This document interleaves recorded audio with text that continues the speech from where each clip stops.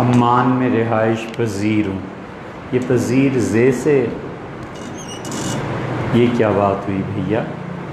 نہیں، اردو غلط لکھتے ہو. پذیر زال سے ہوتا ہے، صحیح ہے. پذیر رے اڑے زے جو ہے اس سے پذیر نہیں ہوتا، اس کے معنی کچھ اور بنتے ہیں. یہاں اکثریت عبادی مسلک سے تعلق رکھتے ہیں. ان کا عقیدہ یہ ہے کہ قرآن کلام اللہ نہیں بلکہ مخلوق ہے. کیا ان کے پیچھے نماز پڑھنی جائز ہے؟ یہ عمان ایک تو ملک ہے اور ایک ہے اردن کا دارالحکومت. عمان جو ہے یہ غلط لکھا ہے. عمان بھی غلط لکھا ہے ہیں؟ کیا مسئلہ ہے یہ؟ امان مانگ لے، ہیں امان مانگ لے ہونی چاہیے. آبادی طریقے سے امان مانگ لے. مسئلہ صرف اتنا سا ہے کہ کوئی شخص یا امام یا طبقہ یہ عقیدہ رکھتا ہو کہ قرآن پاک اللہ کا کلام مخلوق ہے تو اس کے پیچھے نماز ہو جاتی ہے یا نہیں. نماز اس کے پیچھے پڑھ لینی چاہیے. دو لفظوں کی بات تو یہ. اور اصل قصہ یہ ہے کہ جب مسلمانوں کا عیسائیوں کے علوم سے اختلاط ہوا ہے تو یہ عباسیوں میں سب سے بڑا آدمی امام الرشید تھا. مامون سے بڑا آدمی عباسیوں میں کوئی نہیں ہوا. اس کے والد ہارون تقویٰ اور نیکی میں اس سے کہیں آگے ہوں گے، لیکن علم میں اور اپنی نسبتوں میں یہ بہت بڑا تھا.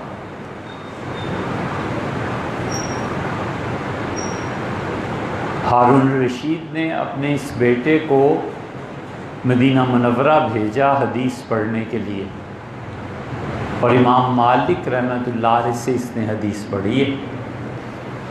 اور جب حدیث پڑھ لی تو قانون پڑھنے کے لیے اس نے اسے بھیجا ہے کوفہ، اور کوفہ میں امام محمد رحمۃ اللہ علیہ سے بڑا فقیہ اس وقت کوئی نہیں.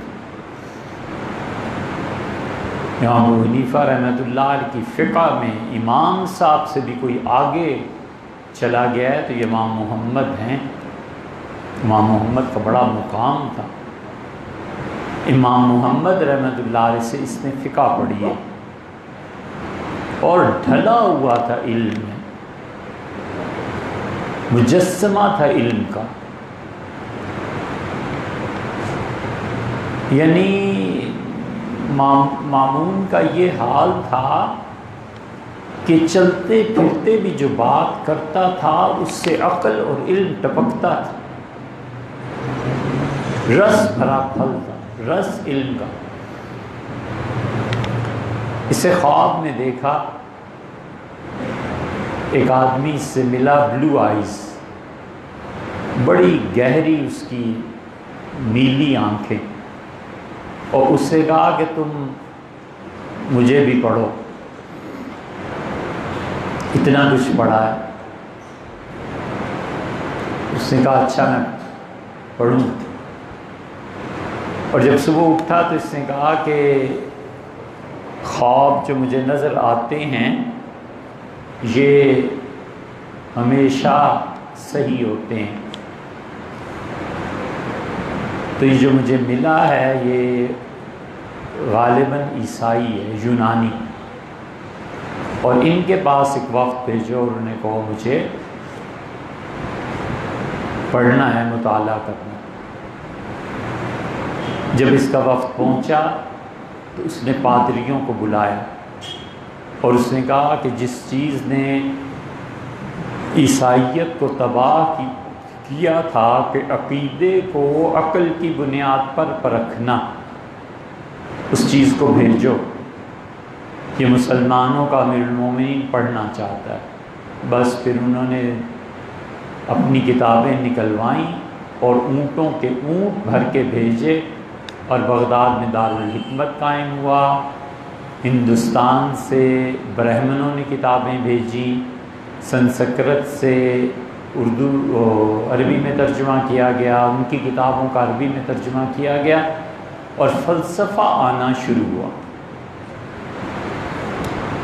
نیکسٹ جنریشن جو آئی وہ فلسفہ پڑھی لکھی تھی، اور اللہ نے ٹاپ کے دماغ پیدا کیے، اور ادھر سے وہ بھی آ گئے، رومی بھی، اور وہ جا کے کسی بھی مجلس سے محدثین بیچارے سیدھے سادے اپنی عربی پڑھے ہوئے، پھر کتاب و سنت کو پڑھے ہوئے، ایمان میں پختہ، انہوں نے کبھی ان بحثوں کو سوچا ہی نہیں تھا۔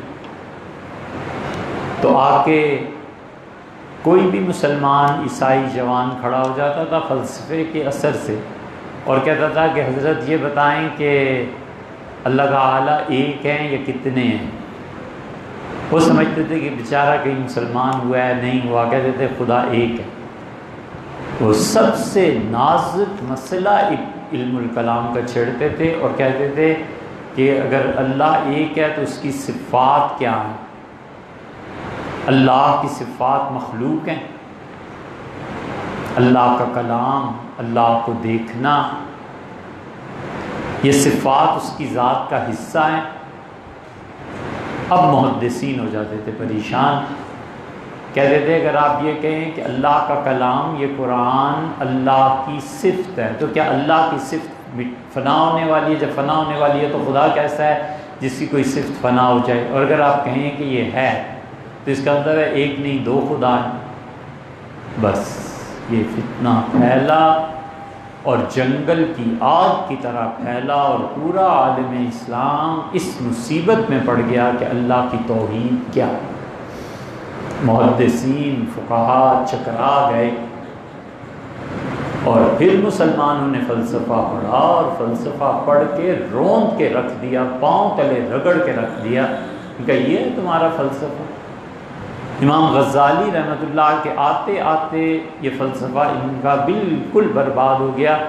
لیکن اگر یہ ابن رشد نہ ہوتے، کہ ابن رشد نے تحافہ لکھ کر پھر جان ڈال دی اس فلسفے میں، یہاں سے یہ شروع ہوا ہے کہ قرآن اللہ کی صفت مخلوق ہے یا نہیں۔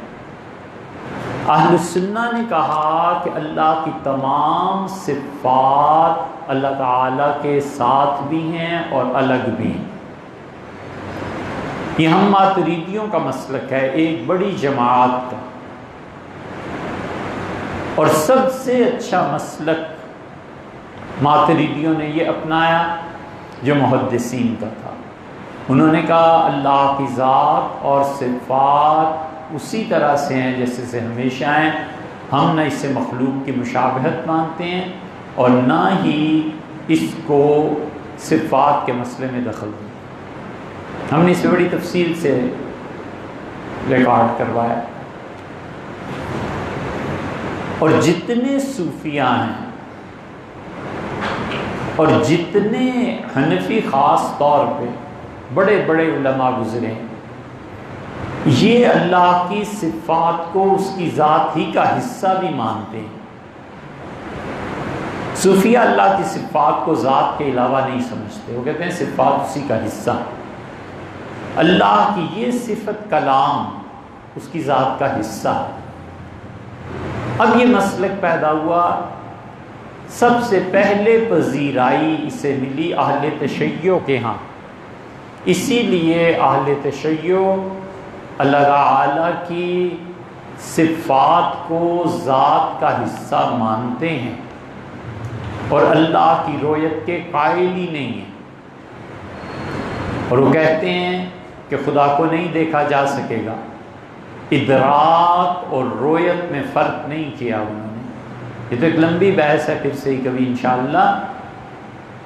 یہاں سے ایک مستقل گروہ پیدا ہوا، اور ان کا اللہ کی جتنی بھی صفات ہیں یہ مخلوق ہیں۔ سب سے پہلے اہل تشیع نے اس کا علم اٹھایا اور شیعہ اس زمانے میں کمال کے لوگ ہوا کرتے تھے، ان کی دو چیزوں میں، ایک علم کلام میں اور ایک عربی زبان میں۔ یہ تو ان بیچاروں کی مت ماری گئی، کہیں پیٹنے کے چکر میں اور بدعتوں کے چکر میں پڑ گئے، ورنہ ان کے علماء بڑے زبردست ہوا کرتے تھے، ہلنے نہیں دیتے تھے اگلوں کو خدا کی توحید میں اور عربی لغت میں۔ وہاں سے پھر معتزلہ پیدا ہوئے، اور معتزلہ جو تھے انہوں نے شروع کیا کہ اللہ کی یہ صفت کلام مخلوق ہے، تو چنانچہ اس وقت جو علماء ان کے ساتھ تھے وہ کہتے تھے بالکل ان کے پیچھے نماز نہیں ہوتی، وہ کہتے تھے جو ان کی کتابیں پڑھے اسے درے مارنے چاہیے۔ یہ سارا مقابلہ تھا۔ مقابلے کے بعد جب فضا چھٹی تو علماء نے کہا یار ہیں یہ بھی مسلمان، ان کے پیچھے نماز پڑھ لینی چاہیے۔ تو جس فرقے کا آپ کہتے ہیں یہ عمان میں جو پایا جاتا ہے، عمان میں کئی لوگ ہم نے دیکھے، اس فرقے کے بھی عمان میں کئی لوگ اور اس طرح کے گمراہ کن عقائد میں مبتلا ہیں۔ یہ عقیدہ گمراہی کا ہے، اس میں شبہ نہیں، مگر یہ گمراہی اس حد تک نہیں بڑھی ہوئی کہ ہم کہیں ان کے پیچھے نماز ہی نہیں ہوتی، نماز ہو جاتی ہے۔ اسی طرح ان لوگوں کے ہاں یہ بھی گمراہی کا عقیدہ ہے کہ اللہ تعالیٰ کی زیارت نہیں ہوگی۔ اسی طرح ان لوگوں کے ہاں یہ بھی گمراہی کا عقیدہ ہے، اور یہ عقیدہ ان لوگوں کا مرزائیوں نے لیا ہے۔ اس عقیدے میں یہ سب مشترک ہے۔ اللہ کا شکر ہے اہل السنہ میں کوئی اس طرف گیا نہیں، اور جو گئے ہیں ان کے عقیدے کو مسلسل رد کیا گیا۔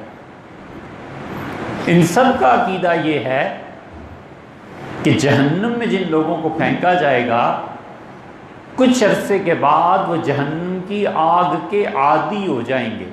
جس طرح گندگی میں پیدا ہونے والا کیڑا گندگی کا عادی ہو جاتا ہے، تو جو باہر سے آ کے دیکھے گا اسے اس کی بو بھی آئے گی، برا بھی لگے گا، آنکھوں کو بھی ناگوار گزرے گا، مگر جو کیڑا اس میں رہ رہا ہے اس کے لیے تو برا نہیں ہے نا، کیونکہ وہ تو وہیں پیدا ہوا ہے۔ تو کہتے ہیں جہنم کے دروازے بجنے لگیں گے۔ جہنم میں جب ہوائیں چلا کریں گی تو کوئی مخلوق ہی نہیں ہوگی، جتنے بھی جہنمی ہوں گے یہ اس میں پہنچ کے اس آگ کے عادی ہو جائیں گے، لہٰذا انہیں تکلیف ہی نہیں ہوگی۔ یہ عقیدہ ان بہت سے عمانیوں کا ہے، اور یہ گمراہی کا عقیدہ ہے۔ یہ عقیدہ مرزائیوں کا ہے، اس لیے وہ صاف کہتے ہیں کہ جہنم میں جا کے آدمی عادی ہو جائے گا، پھر اسے تکلیف اور عذاب نہیں ہوگا۔ اور ان دونوں کو ذرا خدا کا خوف نہیں۔ اللہ قرآن میں کہتا ہے کہ ہم ان کی کھال بدلتے رہیں گے۔ کھالیں جب بدلیں گی تو نئی کھال تو زیادہ سینسٹیو اور حساس ہوتی ہے۔ اللہ نے اسی لیے فرمایا ہے کہ نئے سے نیا عذاب یہ اس کو محسوس کریں۔ ہمارے اہل السنہ میں سے کچھ لوگوں کو اس کا رجحان ملا، 25-30 علماء اہل السنہ کے وہ اس گمراہی میں چلے گئے۔ ان میں امام ابن عربی، امام اکبر محی الدین رحمۃ اللہ علیہ صاحب فتوحات مکیہ، انہوں نے بھی اس عقیدے کو لکھا ہے اپنی کتاب میں، وہ اس کے قائل ہوئے ہیں۔ ابن قیم رحمۃ اللہ علیہ ادھر چلے گئے ہیں۔ ابن قیم نے تو حد ہی کر دی۔ 25-30 بڑے بڑے سرکردہ علماء اہل سنت نے یہ عقیدہ لکھا ہے، لیکن اللہ کا شکر ہے ان کے بعد جتنے بھی آتے رہے انہوں نے کہا اس آدمی کے باقی عقیدے ٹھیک ہیں، یہ عقیدہ گمراہی کا۔ ابن عربی رحمۃ اللہ علیہ پہ شدید تنقید ہوئی ہے کہ یہ غلط بات ہے بھئی، ہمارا یہ عقیدہ نہیں۔ ابن قیم پہ شدید تنقید ہوئی ہے کہ ابن قیم رحمہ اللہ بڑے آدمی تھے، لیکن انہوں نے اس عقیدے میں انہیں ٹھوکر لگی۔ ہمارے آخری دور میں جس بڑے آدمی کو یہ ٹھوکر لگی تھی وہ سید سلیمان ندوی تھے رحمۃ اللہ علیہ۔ سید صاحب پڑھتے پڑھتے اس درجے تک پہنچے کہ سید صاحب جیسا صاحب مطالعہ آدمی اس وقت ان کے زمانے میں کہیں بھی نہیں تھا۔ نہ فرنگی محل میں اتنا کوئی لکھا پڑھا تھا، نہ دیوبند میں اتنا لکھا پڑھا تھا، نہ بریلی میں اتنا لکھا پڑھا تھا، نہ مدرسۃ الواعظین لکھنؤ میں، نہ بنارس۔ اہل حدیث یہ سارے حضرات بہت بڑے مراکز ان کے بنارس میں اور ادھر ادھر تھے، کہ سید سلیمان ندوی رحمۃ اللہ علیہ کا مقابلہ نہیں تھا۔ دیوبند میں بڑے بڑے جہان کے عالم اور پہاڑ بیٹھے ہوئے تھے علم کے، لیکن جو وسعت مطالعہ اور جو سید سلیمان ندوی کی بات تھی وہ بات ہی کچھ اور۔ تیسرا مرکز بریلی تھا۔ مولانا مرزا خان صاحب کا انتقال 1920-21 میں ایسے ہوا، ان جیسا آدمی کون تھا باقی وہاں؟ ان کے بڑے بڑے خلفاء تھے، لیکن سید صاحب کے مقابلے میں کون تھا؟ جتنے بھی ہندوستان میں علمی مراکز تھے، سید صاحب سب پہ ٹاپ۔ اگر کوئی دوسری ہستی ان کے مقابلے میں تھی تو وہاں شبیر احمد صاحب عثمانی رحمۃ اللہ تھے، لیکن حضرت عثمانی رحمۃ اللہ کا رنگ کچھ اور تھا۔ سید سلیمان ندوی رحمۃ اللہ علیہ نے لکھا کہ جہنم میں عذاب نہیں ایسے ہوگا اور لوگ عادی ہو جائیں گے، اور یہ مرزائیوں کا پہلے سے یہ عقیدہ تھا، سید صاحب نے بھی لکھا، اور سید صاحب کا ندوہ سے یہ لکھ دینا یہ سند ہو گیا۔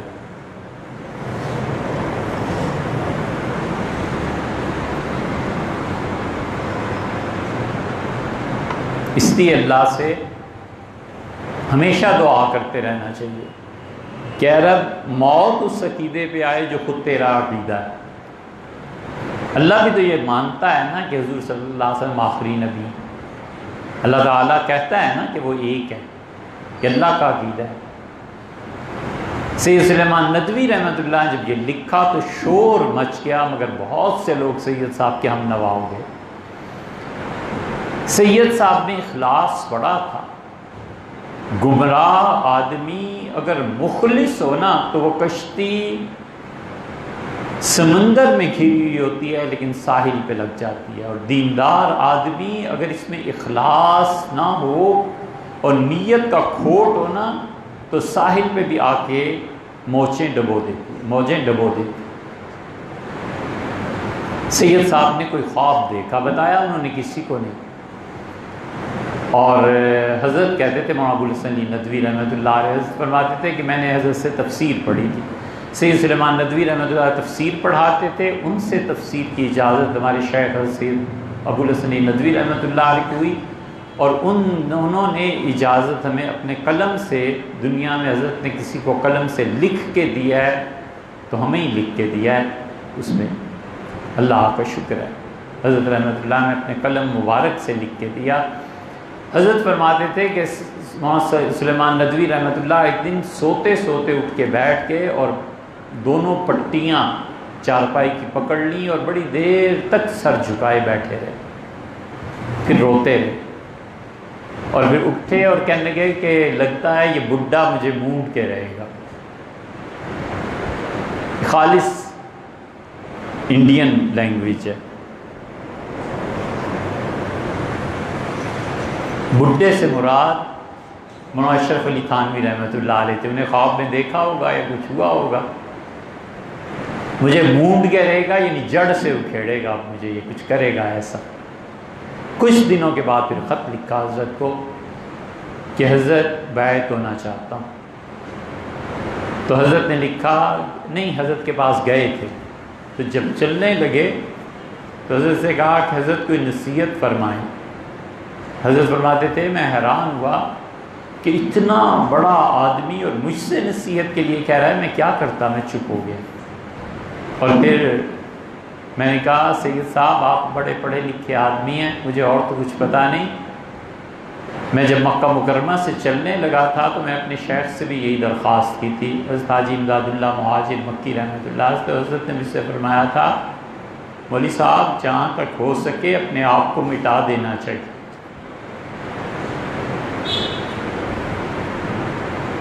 یہ تھی بات۔ سید صاحب کہتے تھے حضرت کا کہنا تھا جیسے میرے دل میں یہ بات پہلے سے۔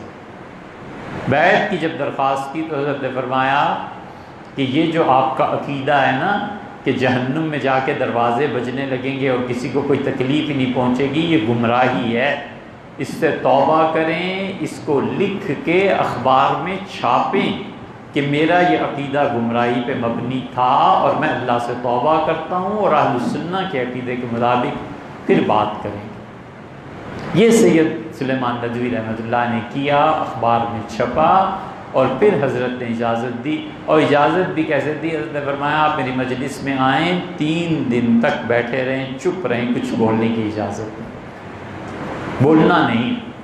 3 دن تک بیٹھے رہیں. 3 دن کے بعد پھر حضرت نے بات چیت کی، اور پھر اس مقام تک پہنچے کہ ان کے شیخ مولانا اشرف علی تھانوی رحمۃ اللہ علیہ نے فارسی میں ایک قصیدہ خود اپنے اس مرید سید سلیمان ندوی رحمۃ اللہ علیہ کی شان میں لکھا. اور اس مقام تک پہنچے، حضرت تھانوی رحمۃ اللہ علیہ کو اطلاع ملی کہ سید سلیمان ندوی کا پاؤں سلپ کر گیا اور وہ گر گئے ہیں. تو حضرت نے کہا کاش میں سفر کر سکتا ہوتا تو سید صاحب کی عیادت کو جاتا. اور ساری زندگی جس لاٹھی کو استعمال کرتے رہے تھے وہ لاٹھی لکھنؤ بھیجی، اور ایک چھوٹا سا رکا اس کے ساتھ لاٹھی کے باندھ دیا، اور کمال کا جملہ لکھا. کمال کا جملہ لکھا کہ اے راحت جان، راحت جسم کا سامان بھیجتا ہوں. جو اپنی شیخ کی روح کی راحت بن جائے اس کے کیا کہنے. لیکن یہ عقیدے کی اصل اس لیے بتا دی ہے کہ یہ گمراہیاں ایسے آیا کرتی ہیں، لیکن جن لوگوں کو اللہ نے صحیح علم دیا ہوتا ہے نا، حضور صلی اللہ علیہ وسلم نے فرمایا اذا ظہرت الفتن، جب میری امت میں فتنے پھیلنا شروع ہو جائیں اور گمراہی کی دعوت دی جانے لگے اور لوگ گمراہی کو پھیلانے لگے، ان کے حکمران، ان حکمرانوں سے گمراہی پھیلے، مولویوں سے گمراہی پھیلے، پیروں سے گمراہی پھیلے. حضرت رسالت میں آپ صلی اللہ علیہ وسلم فرمایا کہ جس کو اللہ نے اس زمانے میں علم دیا ہے اسے چاہیے کہ وہ اپنے علم کو ظاہر کرے، اور اگر وہ ان گمراہیوں کے مقابلے میں نہیں بولے اور اپنے علم کو ظاہر نہیں کرے تو اللہ کی لعنت پڑے اس پہ اور اس کے فرشتوں کی لعنت پڑے. اس لیے یہ منبر جو ہے نا، اس پہ بیٹھنے والے، یہ ان کا فریضہ ہے کہ دین میں جب کوئی مداخلت ہو، حکمران کریں یا مولوی کریں یا کوئی بھی کرے، وہ اہل سنہ کا مسلک صاف بیان کریں کہ ہم اس فعل سے بیزار ہیں. نتیجہ کیا نکلے گا کہ وہ اپنی صحبت جائے جہنم میں، ان کی صحبت اللہ کی ہم نشینی سے محرومی نہ ہو، اللہ کی خدمت میں حاضری سے محرومی نہ ہو. ہم نشینی کا اس لیے لفظ استعمال کیا ہے کہ اللہ تعالیٰ کا قرب جو جنت میں ملے گا نا وہ بے تکیف ہے.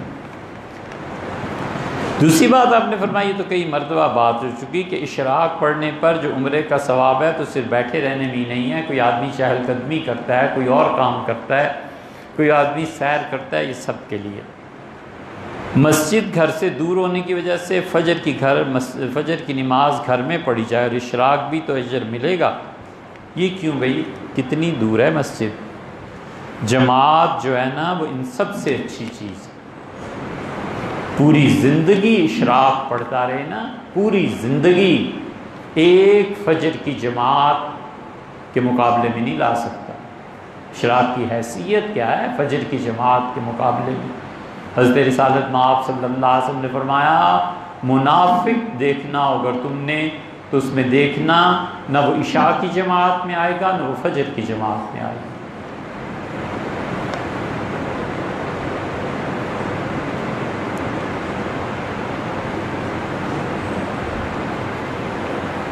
جینا کہتے ہیں گجراتی زبان میں بچے کو، ننا.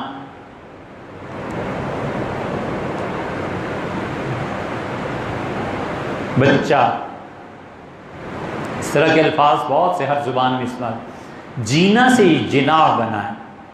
محمد علی جناح جو تھے یہ جینا سے لفظ بنا ہے، جناح. صحیح ہے. ان کی شخصیت میں اور علماء دیوبند میں اختلافات ان سے کیوں ہوتے تھے، کیوں کرتے تھے؟ یہ سب سیاسی سوالات ہیں بھیا، یہ میرا موضوع ہی نہیں.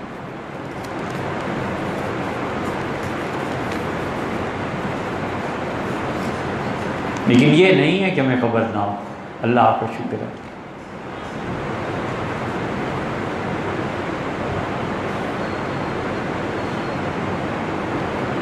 باجماعت نماز پڑھتے ہوئے اگر وضو نہیں رہے گا تو نماز کیسے ہو جائے گی؟ اسے چاہیے کہ پیچھے چلا جائے اور وضو کرے اور کہیں سے بھی نکل جائے۔ اسی کی امام کا سترہ ہے نا، امام کے سامنے آڑ موجود ہے تو وہ کہیں سے بھی سب سے گزرے گا نمازیوں کے آگے سے تو اس کو ہی حرج نہیں۔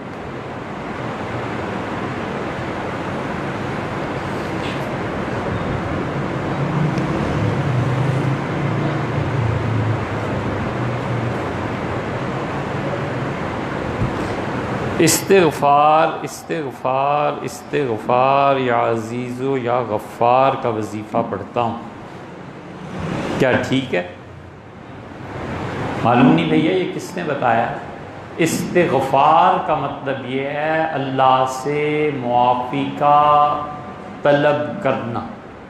استغفار کا مطلب ہے اللہ سے مغفرت کا مانگنا۔ استسقاء اللہ سے پانی کا مانگنا، اللہ تعالی سے پانی کا طلب کرنا۔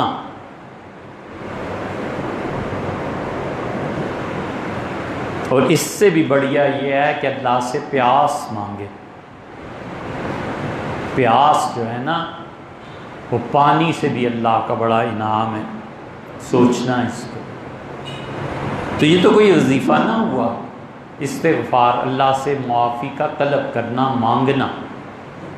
یا عزیز یا غفار اللہ کے نام ہیں، عزیز غالب، طاقت والا، قدرت والا۔ غفار اصل میں غفار کا مطلب ہے ڈھانپ دینے والا، پردہ ڈال دینے والا، پوشیدہ رکھنے والا۔ تو یا عزیز یا غفار تو ہو سکتا ہے کہ اللہ کے نام، جیسے یا رحمان یا رحیم یا حی یا قیوم، اس طرح کے جملے آدمی پڑھے، یہ وظیفہ ٹھیک ہے۔ لیکن آپ پڑھتے کیوں ہیں؟ مقصد کیا ہے؟ اگر استغفار اور اللہ سے معافی مانگنا ہے تو حضرت رسالت مآب صلی اللہ علیہ وسلم نے جو وظیفہ بتا دیا ہے نا، بس کرتا ہے۔ ساری دنیا کے وظیفے چھوڑ کے وہ وظیفہ پڑھو جو رسول اللہ صلی اللہ علیہ وسلم نے بتا دیا ہے۔ نبی کریم صلی اللہ علیہ وسلم کیا پڑھتے تھے؟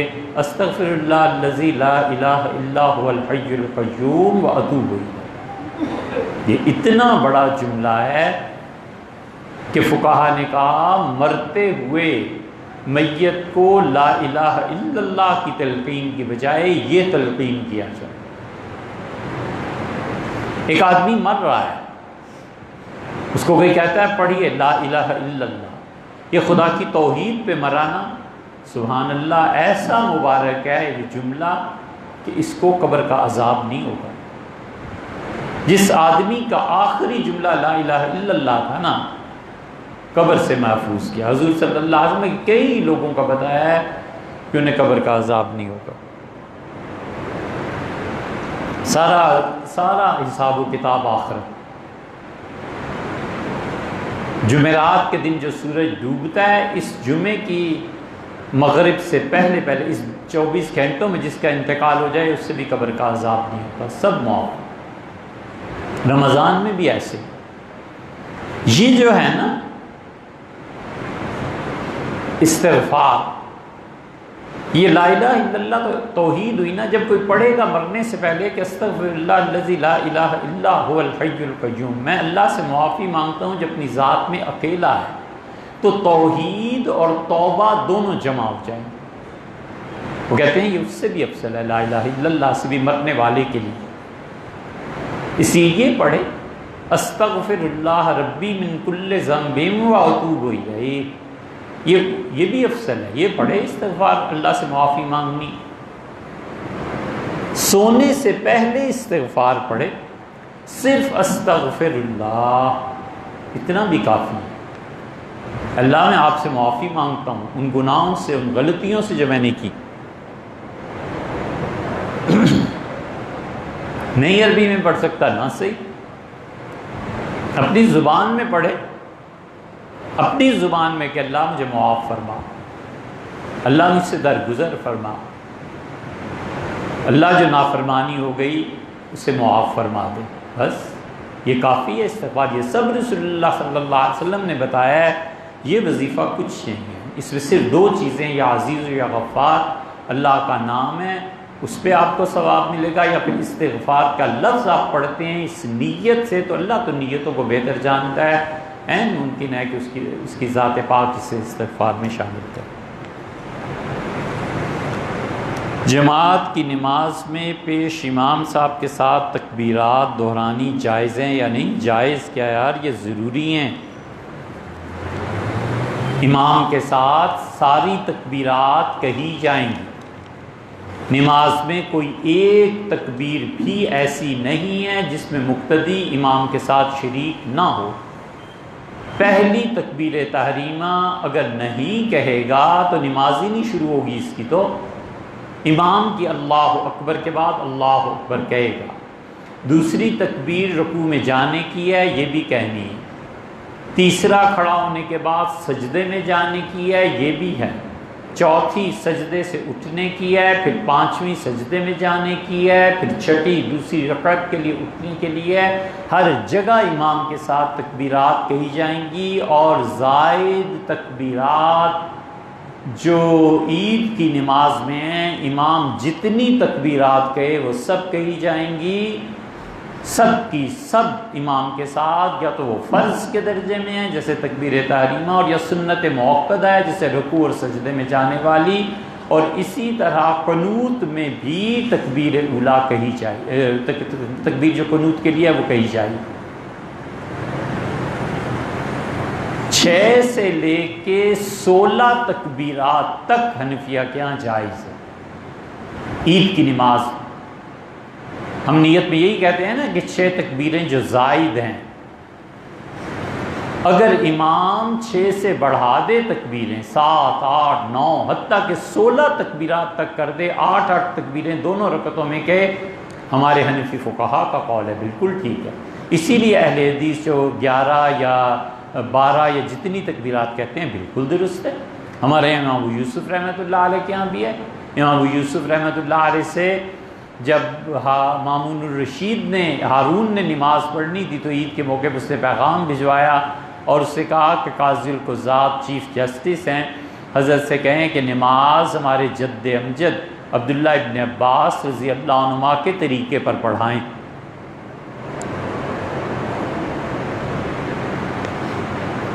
تو امام ابو یوسف رحمۃ اللہ علیہ نے عبداللہ ابن عباس رضی اللہ عنہما کے طریقے پہ عید کی نماز پڑھائی اور 16 تکبیرات کہیں۔ اس لیے فرض کر لو زندگی میں کوئی آدمی مل جائے نا جسے یہ مسئلہ پتہ بھی ہو اور عید کی نمازوں میں 6 کی بجائے وہ 16، 10 کا اضافہ کر دے، تو کوئی گھبرانے کی، لڑنے بھیڑنے کی بات نہیں ہے، اپنی جہالت کا ماتم کرے۔ امام صاحب نے ٹھیک کیا۔ اسی طرح جنازے کی تکبیرات، جنازے کی تکبیرات میں اگر کوئی اضافہ کر دے ہمارے نزدیک یہ بھی جائز ہے۔ 4 تکبیرات ہیں نا جنازے کی، پہلی کے بعد ثنا، دوسری تکبیر کے بعد حضرت رسالت مآب صلی اللہ علیہ وسلم پہ درود، تیسری تکبیر کے بعد میت کے لیے دعا۔ اب وہ زائد کرتا ہے، چوتھی تکبیر کہتا ہے پھر میت کے لیے دعا مانگتا ہے، پانچویں تکبیر کہتا ہے پھر میت کے لیے دعا مانگتا ہے، چھٹی تکبیر کہتا ہے پھر میت کے لیے دعا مانگتا ہے، سب جائز۔ اہل حدیث اور اہل تشیع، اگر اہل تشیع کے ہاں عقیدہ ٹھیک ہو تو یہ سب لوگ 5 تکبیرات کہتے ہیں۔ سیدنا علی رضی اللہ عنہ جو تھے وہ میت کی تعظیم کے پیش نظر تکبیرات میں اضافہ کرتے تھے، اس سے سیدنا علی رضی اللہ عنہ نے 5 تکبیرات کہی ہیں۔ اور جس بھی بدری صحابی رضی اللہ عنہ کا جنازہ آیا ہے تو امیر المومنین ہمیشہ 9 تکبیرات کہتے تھے بدر والوں کی عزت کی وجہ سے۔ سیدنا علی رضی اللہ عنہ بدر والوں پہ بہت اعتماد کرتے تھے، بڑی محبت تھی انہیں بدر والوں سے، اور بدری صحابہ رضی اللہ عنہ کو وہ اسلام کا ستون جانتے تھے۔ اسی لیے کسی نے کہا کہ امیر المومنین 9 تکبیرات، انہوں نے فرمایا تمہیں پتہ نہیں ہے یہ بدر میں حضور صلی اللہ علیہ وسلم کے ساتھ تھے، تو اس لیے تکبیرات جتنی بھی ہیں یہ سب کی سب کہنی چاہیے۔ ورقہ بن نوفل ایمان لائے تھے یا نہیں؟ ورقہ بن نوفل ہمارے نزدیک مسلمان ہی تھے، اسی لیے جہاں بحث ہوئی ہے نا صحابیت کی کہ سب سے پہلے صحابی کون تھے، تو لکھنے والوں نے یہ بھی لکھا ہے کہ سب سے پہلی صحابیہ، سب سے پہلی ایمان لانے والی خاتون سیدنا خدیجہ رضی اللہ عنہا تھی کہ رسول اللہ صلی اللہ علیہ وسلم گھر تشریف لائے ہیں، سب سے پہلے انہوں نے تصدیق کی، اور پھر وہ لے گئی ہیں ورقہ کے پاس، اور ورقہ بن نوفل رضی اللہ عنہ نے پھر تصدیق کی رسول اللہ صلی اللہ علیہ وسلم کی۔ ورقہ بن نوفل در حقیقت دین حق کی تلاش میں تھے، عثمان بن مظعون، ورقہ بن نوفل اور ایک اور تھے،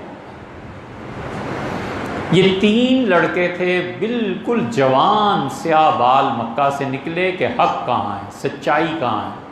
یہ جتنے اب دیوبندی، بریلوی، اہل حدیث اور شیعہ 73 نمبر بس چاہیے اور کون سا فرقہ حق پہ ہے، یہ آج ہی کا قصہ نہیں ہے، اس زمانے میں بھی قصہ تھا۔ ایک طرف مدینہ منورہ میں صاحب کتاب یہودی، عیسائی شام میں کتاب انجیل پاس، تیسری طرف جدی پشتی مالک بیت اللہ کے، اور چوتھی طرف ایک آدمی کھڑا ہوتا ہے اور کہتا ہے کہ میرے پاس فرشتہ ہے، اور کہتا ہے لا الہ الا اللہ۔ جائیں کہاں؟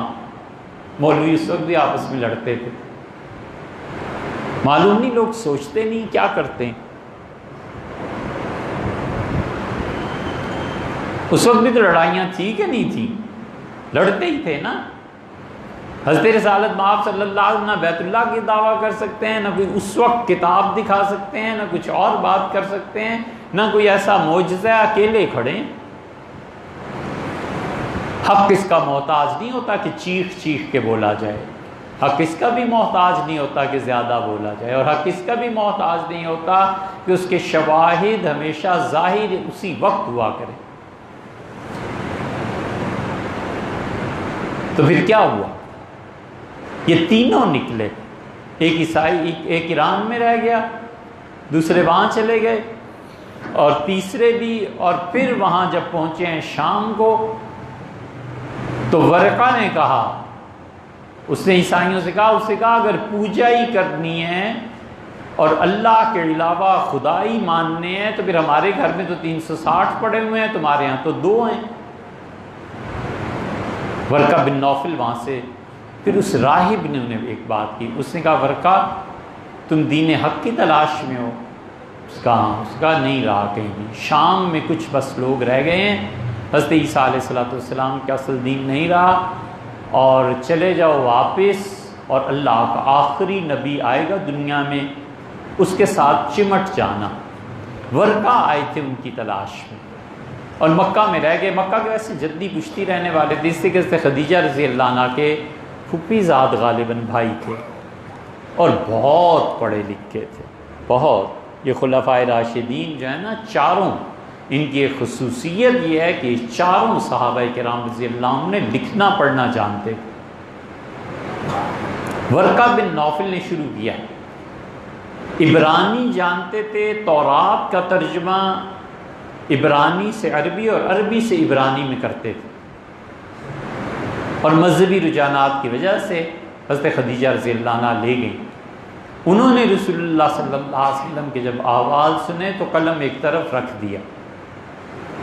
حضور صلی اللہ علیہ وسلم جب بتایا کہ ایسے ایسے ہوا ہے تو انہوں نے کہا غور سے سن محمد صلی اللہ علیہ وسلم میری بات، ھذا الناموس الذی نزل اللہ علی موسیٰ، اگر تم سچ کہتے ہو تو یہ وہی پاک فرشتہ ہے جو موسیٰ پہ بھی آیا تھا، اور اگر تم سچ کہتے ہو یہ سب جو کچھ سچ ہے تو یہ فرشتہ کبھی کسی کے پاس نہیں گیا، مگر اس کے آنے کے بعد تکالیف اور مصائب اس شخص کی بڑی ہیں، الا وأوذیہ، اسے ایذا دی گئی ہے، تکلیف پہنچائی گئی ہے۔ لیتنی اکون جزعا، کاش میں اس وقت جوان طاقتور اونٹ کی طرح ہوتا جب تیری قوم یہاں سے تجھے ہجرت پہ مجبور کر دیتی ہے۔ لیتنی اکون، اللہ مجھے اتنی طاقت دیتا کہ جب یہ تمہارے مقابلے میں کھڑے ہوں گے تو میں تمہاری دفاع کرتا۔ حضور صلی اللہ علیہ وسلم کے لیے اتنی ناقابل یقین یہ پیشن گوئی تھی کہ آپ نے حیرت سے فرمایا کیا وہ مخرجیہ، یہ مکہ والے مجھے نکالیں گے؟ کیوں؟ اس نے کہا یہ ہوتا ہے، یہ تو آپ دیکھ لینا، اس لیے ورقہ بن نوفل کے بارے میں کہتے ہیں ایک بات کہ ورقہ نے تصدیق کر دی حضور صلی اللہ علیہ وسلم، ورقہ بن نوفل کے بارے میں دوسری چیز جس کی وجہ سے اہل السنہ اسے صحابی مانتے ہیں، چونکہ اس میں اختلاف ہے نا باقی فرقوں کا، اس سے ہم اپنے دلائل محفوظ، دوسری دلیل دیتے ہیں بس آخری، اور بھی ہیں لیکن چھوڑو۔ نبی کریم صلی اللہ علیہ وسلم، ہاں تیسرا آدمی جو ان کے ساتھ ان کا دوست نکلا تھا اس پہ زید تھے، زید بن ثابت بھی واپس آئے، اور زید جو تھے یہ جب پلٹے ہیں مکہ مکرمہ تو انہوں نے پھر خدا کے علاوہ سب کی عبادت چھوڑ دی، اور انہوں نے بیت اللہ کی دیوار کے ساتھ ٹیک لگا کے بیٹھے رہتے تھے اور کہتے تھے اس طرح طواف نہ کرو ننگے ہو کے، کبھی کبھی کہتے تھے کہ اللہ اس دین پہ ہوں جو ابراہیم کا دین ہے۔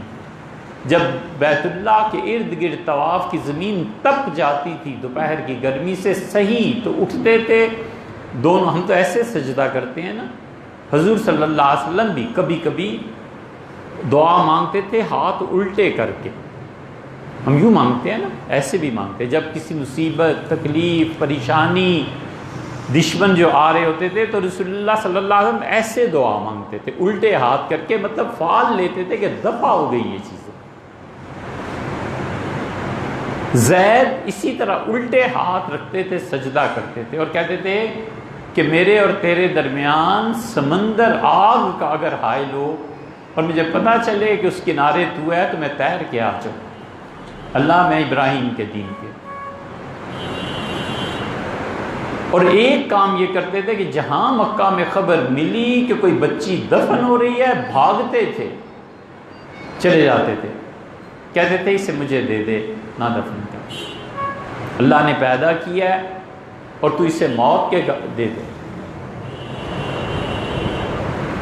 لے جاتے تھے۔ 370 کے قریب یا 60 کے قریب انہوں نے بچیوں کو بچایا،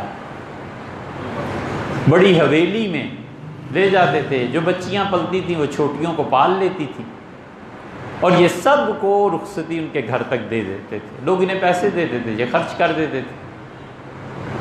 حضور صلی اللہ علیہ وسلم ایک دن جا رہے تھے، یہ مل گئے، اس وقت نبی کریم صلی اللہ علیہ وسلم 35 سال کی تھی، کوئی نبوت کی تو بات نہیں تھی۔ حضور صلی اللہ علیہ وسلم جب میں سفر پہ جانے لگا تو میری پھوپھیوں نے مجھے کھانا باندھ دیا کہ راستے میں کہاں تمہیں کھانے کو ملے گا کھانا، تو میں نے جب انہیں دیکھا تو میں نے کھولا اپنے کھانے کو، تو اس نے کہا محمد یہ بتاؤ یہ جو گوشت پکا ہے یہ بتوں کے نام پہ تو نہیں تھا؟ میں نے کہا نہیں میری پھوپھیوں نے دیا، پھر انہوں نے کھایا صلی اللہ علیہ وسلم۔ یہ زید رضی اللہ عنہ جو تھے نا، ان کے بیٹے ہوئے، ان کا اپنا بیٹا جب پیدا ہوا تو انہوں نے اس کا نام رکھا سعید۔ زید رضی اللہ عنہ نے ان بچیوں کو پالا تھا، یہ 300-400 بچیوں کو پالنا، پھر اللہ کی توحید، یہ سب چیزیں۔ سعید رضی اللہ عنہ ایک پیدا ہوئے، ایک زید کی بیٹی فاطمہ پیدا ہوئی، یہ فاطمہ کا نکاح حضرت عمر رضی اللہ عنہ سے ہوا تھا، اور یہ سعید رضی اللہ عنہ ہیں جو عشرہ مبشرہ میں شامل ہے۔ یہ سارا قصہ اگر سمجھ میں آیا ہے تو پھر حضرت عمر اور حضرت سعید رضی اللہ عنہ دونوں، اور پھر حضرت عمر رضی اللہ عنہ کی اپنی بہن کا نام بھی فاطمہ تھا، انہوں نے ان کا نکاح حضرت سعید رضی اللہ عنہ سے کر دیا تھا، تو دوہرے رشتے تھے۔ یہ دونوں حاضر ہوئے رسول اللہ صلی اللہ علیہ وسلم کی خدمت میں اور کہا اللہ کے رسول ہمارے جو بڑے تھے حضرت زید رضی اللہ عنہ ان کے متعلق بتائیں کہ زید اگرچہ آپ کی نبوت کے زمانے میں تو نہیں تھے لیکن زید کا کیا ہوا؟ فرمایا کل صبح بتاؤں گا۔ اور پھر رسول اللہ صلی اللہ علیہ وسلم رات میں نے تمہارے والد سعید تمہارے والد زید کو اور ورقہ بن نوفل دونوں کو دیکھا ہے سفید رنگ کے کپڑے پہنے ہوئے جنت میں، دونوں ایک دوسرے کے ہاتھ میں ہاتھ رکھے ہوئے اور ٹہل رہے۔ یہ دلیل ہے اس بات کی کہ دونوں صحابی بھی جنتی بھی رضی اللہ۔ حضرت زید رضی اللہ عنہ پہ صحابیت کا غلبے کی وجہ سے کہا جاتا ہے، وگرنہ ویسے نہیں تھے، لیکن ورقہ رضی اللہ عنہ باقاعدہ صحابی تھے۔